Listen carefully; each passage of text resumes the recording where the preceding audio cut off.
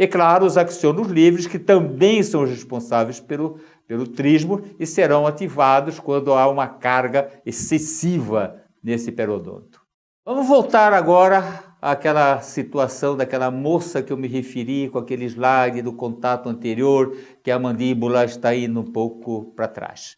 Inclusive, essa moça se apresentou com gengivite, etc. Uma inclinação exagerada aqui com esses dentes para lingual. Claro que quando ela consegue contato dental no posterior, o que é muito pequeno, essa carga não irá para o longo eixo do dente, portanto, isso, por exemplo, poderá causar abfrações, etc. Né? Todo paciente que tem má posicionamento condilar, eu não diria mal, um posicionamento inadequado do côndilo dentro da cavidade articular, por exemplo, superiorizado ou posteriorizado, invariavelmente esses pacientes se apresentam com dor nos músculos cervicais, principalmente esternocleidomastoideu, espelho da cabeça e trapézio e outros músculos menores. Por que isso ocorre? Porque o paciente com problema de posicionamento condilar dentro da articulação, a lordose se retifica. E essa retificação da lordose, levando essa cabeça para frente, pode ser observada nessa foto da paciente, né? Causará esse problema. Uma professora lá da USP de Ribeirão Preto, cujo nome dela não me vem à mente agora, em trabalhos de pesquisas, ela mostra que todo paciente portador de disfunção temporomandibular tem problema em músculos cervicais, tem alteração na lordose, e ela é um fator de alteração e manutenção, não de alteração, mas de manutenção da problemática.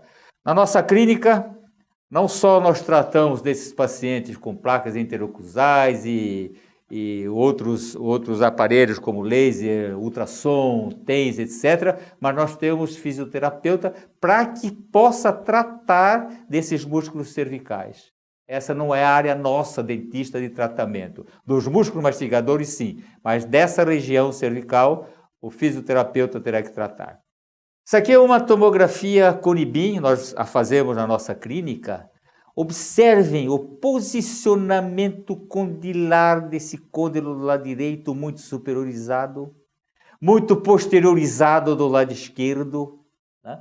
Isso é a grande causa da problemática articular, porque todos aqueles receptores estão ativados por causa desse posicionamento. Isso leva a uma inflamação da articulação temporomandibular. Quando há inflamação, haverá dor, calor, rubor, edema, etc. Né? Esse paciente não só sentirá dor na articulação, mas também nos músculos. Portanto, muda a postura da cabeça, também terá nos músculos cervicais, e etc.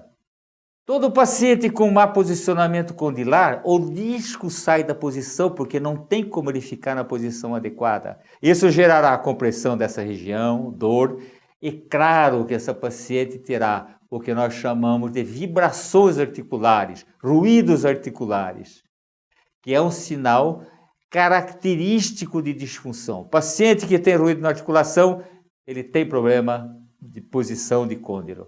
E claro que esse posicionamento condilar inadequado é causado pela oclusão dental. Vejamos agora dessa própria moça, já sabemos que ela tem problema no periodonto de ativação dos receptores periodontais. Então, os próprios receptores periodontais e musculares enviarão impulsos para o gânglio trigeminal. Sabemos que essa moça tem um posicionamento inadequado do côndilo, dor na ATM, portanto está inflamado, tal. Esses próprios receptores da ATM enviarão impulsos para o gânglio trigeminal. O que vai acontecer? Isto vai para o cérebro, vai para o sistema nervoso central, que indubitavelmente dará uma resposta. Essa resposta sempre será motora. Por isso que o professor Douglas faz toda aquela discussão a respeito da inadequação do termo usado pelo National Institute lá americano. Porém, vamos continuar usando a disfunção da ATM. Então, essa resposta será motora, invariável, o músculo vai fazer alguma coisa. Haverá alteração no sistema estomatognático e haverá indução nos processos adaptativos do sistema estomatognático.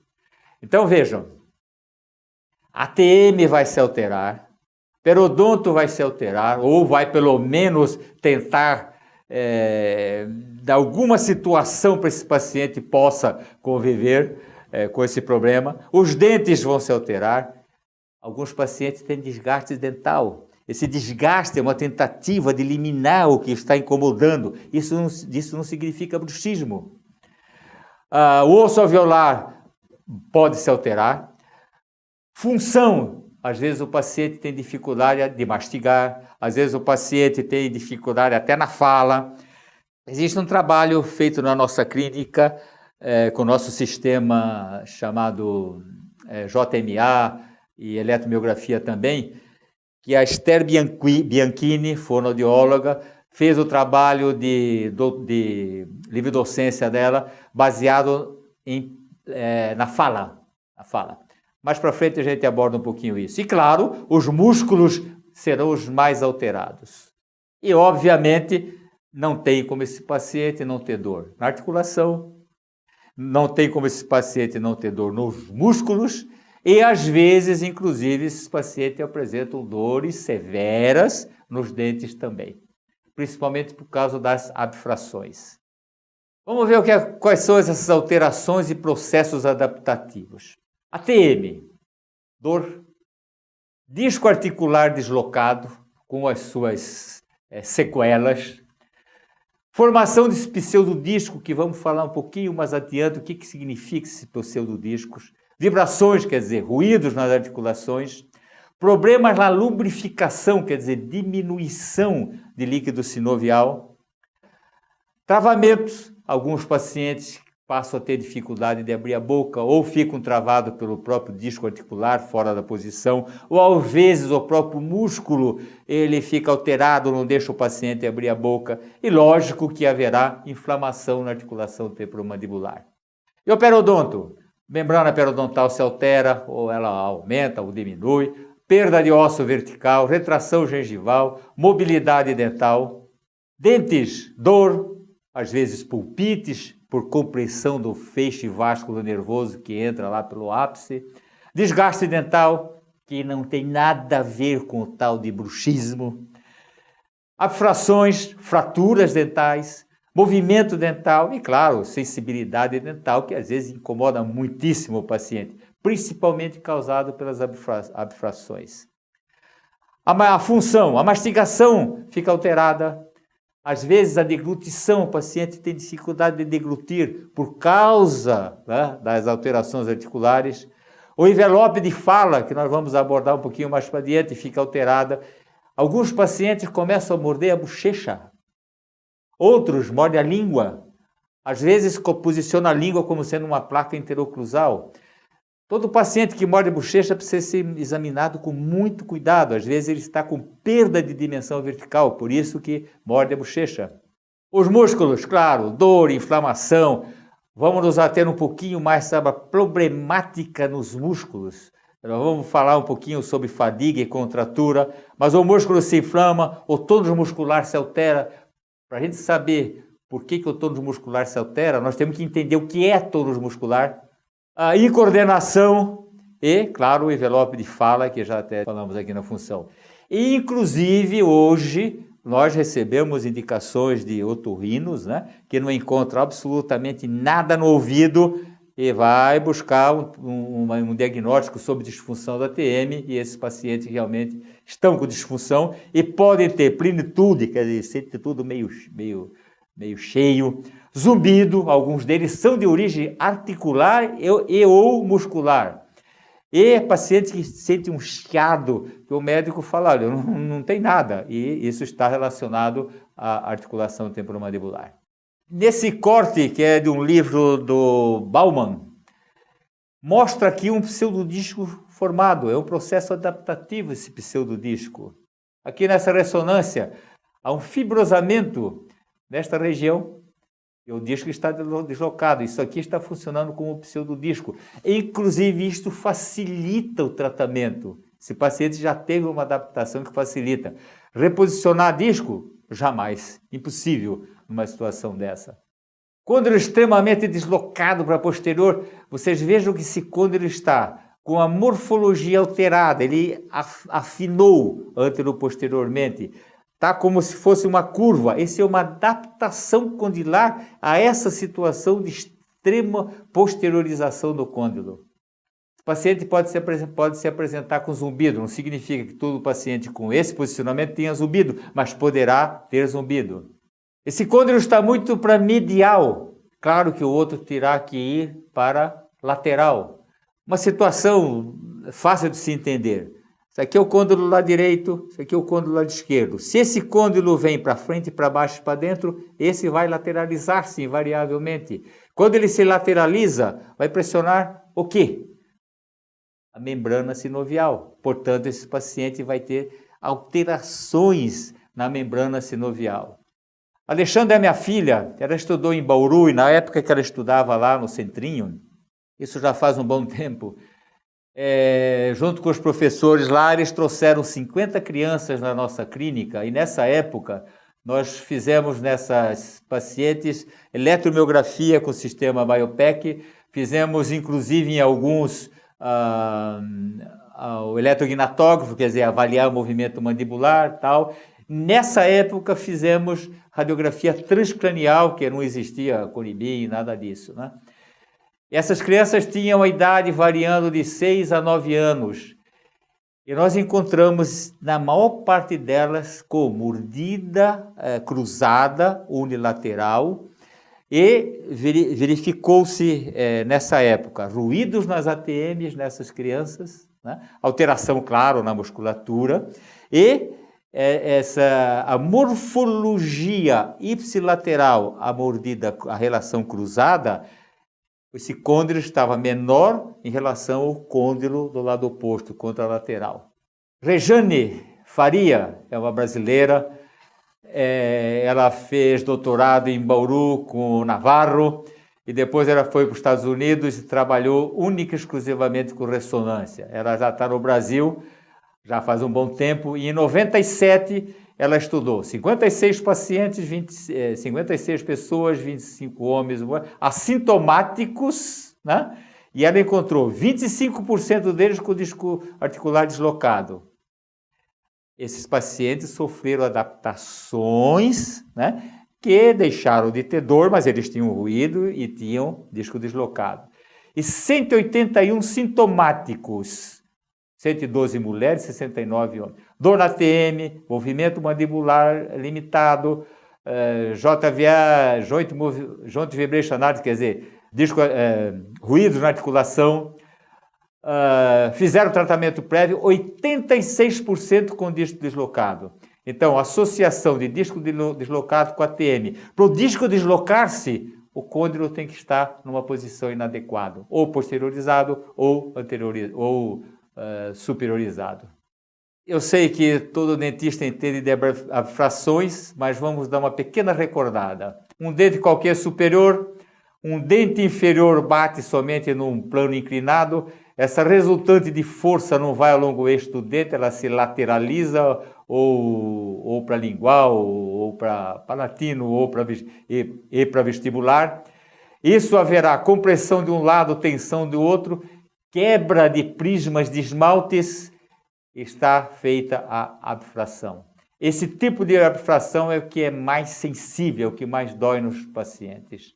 Nós temos um trabalho publicado referente a isso, quando se fez o preparo com laser de ERIAG, o da Cavo, o Cavo que laser. Mais um alerta. Primeiro, precisa o paciente melhorar essa inclinação do dente para depois se fazer a restauração. Significa o quê? Se as inclinações são para lingual nos dentes inferiores, a ortodontia terá que verticalizar esses dentes e depois fazer essa restauração. Se tentar fazer a restauração e essa carga continuar, fatalmente a restauração irá quebrar também. Dentro ainda do processo adaptativo, este aqui é um paciente jovem, 32 anos de idade, 31, 32. Observe o seguinte, desgaste desgaste das bordas incisais. Desgaste das bordas incisais, desse lateral e desses dois incisivos. Observe exostose nesses dentes anteriores. Tem uma prótese, alguma coisa aqui. Esse rapaz é a abfração acentuadíssima. Claro que isso aqui está inclinado, isso aqui dói, Às vezes precisa até fazer endodontia nesses dentes, né? Também lá. Inclinação exagerada aqui. Esse paciente foi diagnosticado por colegas, né, de uma outra clínica como sendo um bruxômano. Você tem um bruxismo severo. Então propuseram para esse rapaz fazer facetas de premolar a premolar para melhorar a estética dessas bordas e curar o bruxismo. Isso é um absurdo. Em primeiro lugar, esse camarada não tem bruxismo. Isso aqui não é bruxismo. Ele bate muito forte os dentes anteriores. Por isso que esses dentes se fraturaram. Esse indivíduo tem um côndilo posicionado posteriormente. Isso aqui é exatamente dele, né? Esse indivíduo tem uma inclinação exagerada dos molares, e molares principalmente, premolares também, para lingual. Inclusive, essa foto é do dia do atendimento dele. Olha, tem tártaro, claro, depois foi removido. Olha a inclinação desses incisivos para vestibular. Ele bate muito forte esses dentes. Esses desgastes é para aliviar o problema articular, mas não vai conseguir. Olha a inclinação desses dentes. Esse indivíduo precisa trazer esse côndilo para uma posição mais adequada, estabilizar-se nessa posição, e isso hoje em dia é feito em tempo praticamente exíguo, 1 mês e meio, 2 meses, melhorar essa musculatura desse paciente, quer dizer, tratar dessa musculatura. Esse tratamento oclusal é feito com placa, para esse côndilo vir para uma posição, e esse paciente necessita do quê? De ortodontia. De ortodontia. Não tem outra coisa para ser feito, não vai fazer faceta, isso é loucura. Bom, e o periodonto, o que acontece nos seus processos adaptativos? Ou se alarga, ou reabsorve um pouco de cimento, ou se reabsorve osso alveolar, alguma coisa acontecerá no periodonto. Bom, e o que acontece com o músculo nessas situações? Hipertonia, fadiga, contratura, dor, inflamação, enfraquecimento. Vamos dar uma olhadinha um pouquinho melhor nisso. Músculo sobrecarga. Vocês se lembram, né? Bill Clinton, a fulana lá, que causou todo aquele problema. E claro que o Bill Clinton aqui está numa contração máxima dos seus masséteres. Quanto tempo uma pessoa consegue ficar nessa situação? Não mais que 40, 60 segundos. Se ele não abrir a boca, ele vai ter contratura. Mas vamos ver o que acontece. Primeiro, sobrecarga no músculo. Isso causa contusão, estiramento, lateralização e, resumo, um dano muscular. Se há dano muscular, teremos extravasamento celular de enzima, CPK, né? Lactato desidrogenase, LDH, creatinina, fosfoquinase, o CPK, proteínas, fragmentos de miosina, mioglobina, troponina. Por quê? As membranas, miofibrila, sarcolema, turbulina e tal, eles são rompidos por causa desse dano muscular. Haverá influxo de cálcio, necrose celular, neutrófilo, maltrófilo, prostaglandina, estaminas, etc., potássio. E, em resumo, eu vou ter inflamação e dor. Todos esses mediadores químicos nessa situação são liberados. Mais para frente eu tenho a referência desse artigo aqui, dessa figura que é o Bryans. É um livro fantástico para a gente entender como isso aqui funciona, por que isso depois se perpetua se não for tratado e etc. Vamos ver agora esse aqui, o Nicolas Dumont, o que ele mostra para a gente. Músculo sadio, tudo certinho. Músculo sofreu uma injúria, como aconteceu no slide anterior. O que vai acontecer? Inflamação. Uma histologia 2 dias depois, 5 dias depois. 2 meses levou-se para isso se reparar. Veja, reparar. O músculo está totalmente reconstruído aqui, sem nenhuma lesãozinha. Por que isso ocorre? Porque as células chamadas satélites, que estão bem abaixo da membrana da lâmina basal, são células totipotentes, hoje em dia chamado de células-tronco, né? Que regeneram totalmente isso aqui. Mas imaginemos agora que nessa inflamação, depois dessa inflamação, a injúria continua. Por exemplo, o indivíduo está apertando a boca e continua apertando a boca. Esse músculo não vai se reparar, ele vai sofrer, não vai se regenerar, desculpe, aqui o termo certo é regenerar. Ele vai sofrer uma reparação através de cicatrizações no músculo. Isso ocorre em qualquer músculo esquelético, inclusive no masseter. Toda vez que há uma cicatrização, esse músculo se encurta.